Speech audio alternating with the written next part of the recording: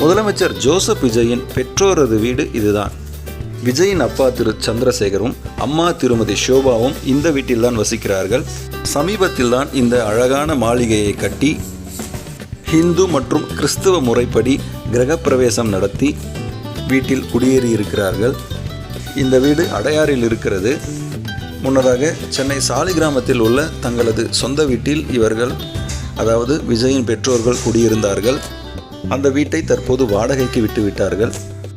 இந்த வீட்டை சந்திரசேகரும் ஷோபாவும் பார்த்து கட்டினார்கள். சட்டமன்ற தேர்தலில் வரலாற்று சிறப்புமிக்க வெற்றியை பெற்ற விஜய் இந்த வீட்டிற்கு வந்துதான் அவரது பெற்றோர்களிடம் ஆசி வாங்கினார்.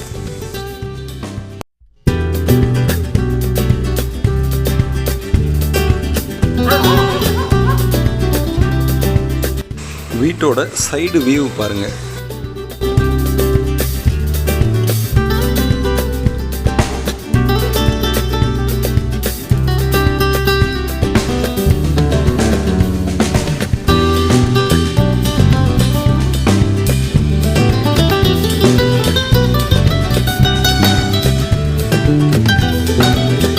வீட்டின் பின்புற தோற்றம் இது.